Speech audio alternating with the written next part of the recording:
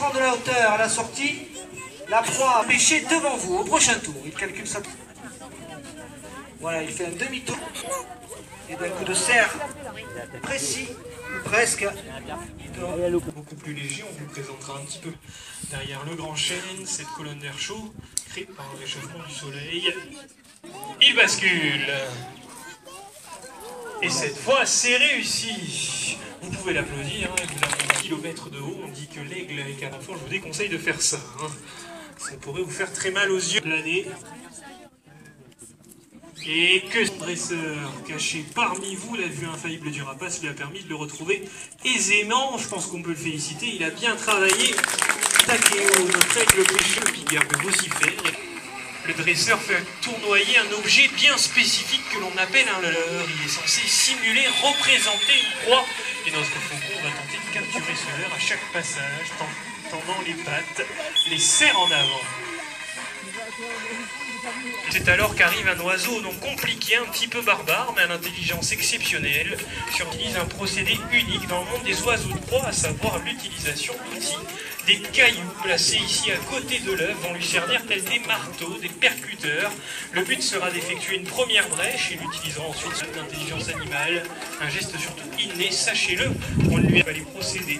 Ensuite l'expérience fait que ça peut aller seul. Et pour ça, pour le moment, il réfléchit. Il a la plan de l'œuf pour lancer avec force, adresse, précision.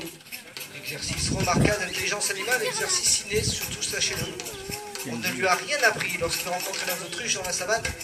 Il sait tout de suite comment il faut faire, c'est inscrit dans sa tête, dans ses gènes, il faut croire. C'est tout de suite, il faut prendre le caillou et le porter le plus haut possible à la plan de l'œuf pour le lancer avec force et précision. Il a lancé le caillou sur l'œuf. Faire une première brèche, vous voyez, il utilise son bec.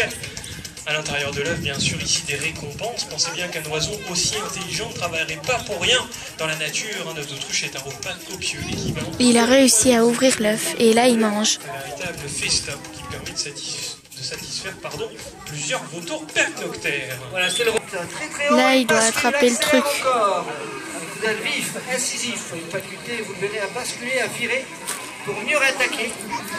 Spécialiste des crochets, des manœuvres impressionnantes, le faucon. Capable de virage sur l'aile. De manœuvre vertigineuse. Il arrive, lancé une nouvelle fois. À chaque passage, vous le verrez tendre les pattes en avant pour essayer de se saisir de ce leurre. Alors, le faucon lanier, ce faucon méditerranéen est très rapide.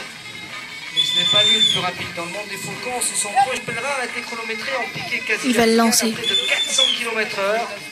Non. L'être vivant le plus rapide au monde. Je sais pas. La vitesse est un atout majeur pour ces oiseaux, puisque ce sont des oiseaux de haut vol, dit-on, les oiseaux qui dans la nature prennent toujours l'ascendant de la hauteur sur les proies qu'ils convoitent. Ils aiment monter très très haut dans le ciel, à se laisser oublier. Lorsqu'une proie convoitée passe sous eux, ils décrochent alors en piqué pour venir les percuter plein ciel. Ils sont souvent tués d'un ciel, ils calculent lui ses trajectoires toujours à l'avance, et c'est au millimètre. La moindre erreur d'appréciation de votre part comme de la sienne. Pas du tout, puisqu'ils ne pèsent que quelques grammes seulement. Ils ont par contre une portée d'une dizaine de kilomètres, une autonomie d'une semaine, et apparemment il arrive, notre faucon.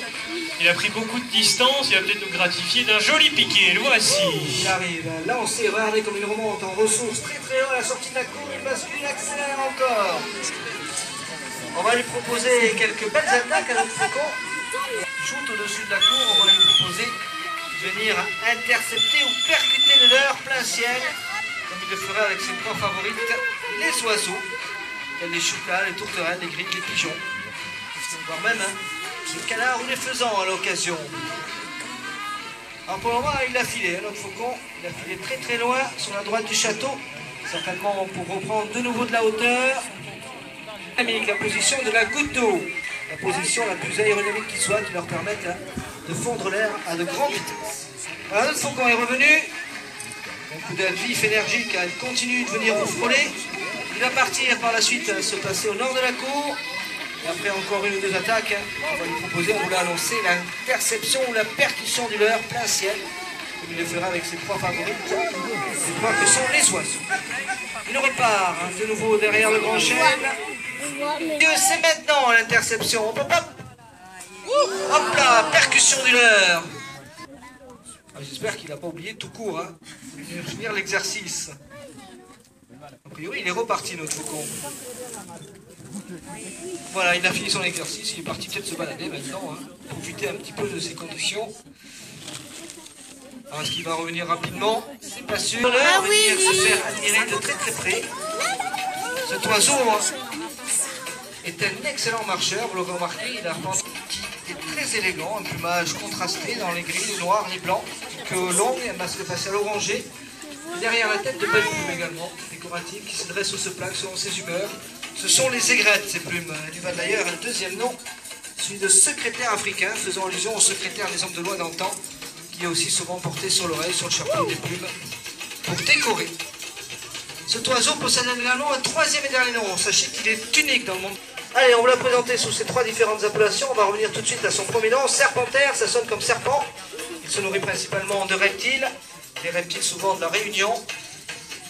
Voilà, notre serpentaire, a priori, un petit compte à régler avec son dresseur.